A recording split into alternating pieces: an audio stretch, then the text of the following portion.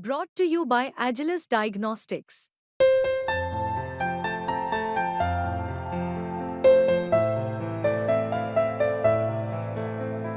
Agilus Diagnostics.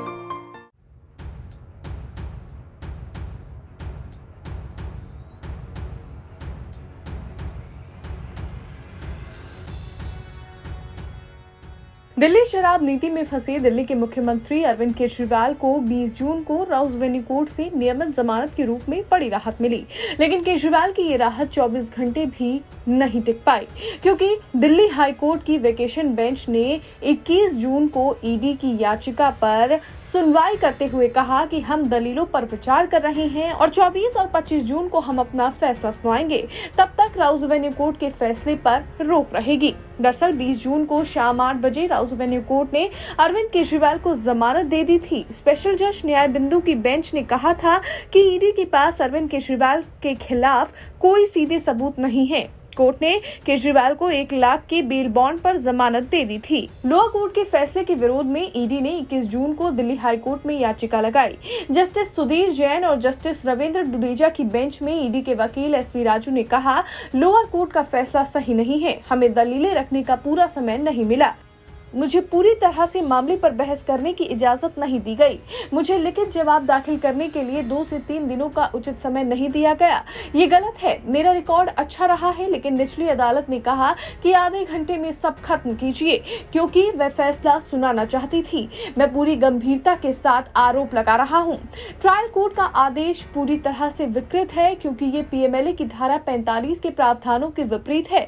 Trial court ने हमारी बातें ठीक से नहीं सुनी। कोर्ट ने आपको ये कहते हुए नहीं देखा कि ये बहुत बड़ा है, इससे अधिक विकृत आदेश कोई नहीं हो सकता।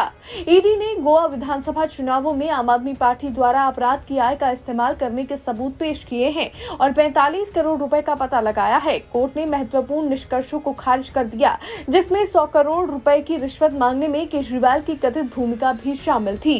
क्या संवैधानिक कुर्सी पर बैठे रहना जमानत का आधार है? इसका मतलब है कि हर मंत्री को जमानत मिलेगी। इससे ज्यादा विकृत बात कुछ नहीं हो सकती। आदेश पारित होने के बाद हमने हाई कोर्ट का रुख करने के लिए लोअर कोर्ट से 48 घंटे के लिए स्थगन का अनुरोध किया था, जिसे स्वीकार नहीं किया गया।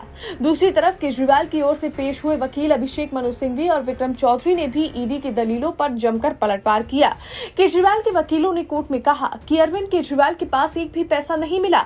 जांच एजेंसी को सबूत खोजने के लिए किसी आरोपी को अनिश्चितकाल तक जेल में नहीं रखा जा सकता। एलिस इन वंडरलैंड की तरह ईडी का भी विकृति का अपना अर्थ है। उनके लिए इसका मतलब है कि त्रुटि विकृति है, और जब तक ईडी के हर तर्क को शब्दतः दोहराया नहीं जाता, तब तक ये विकृति है।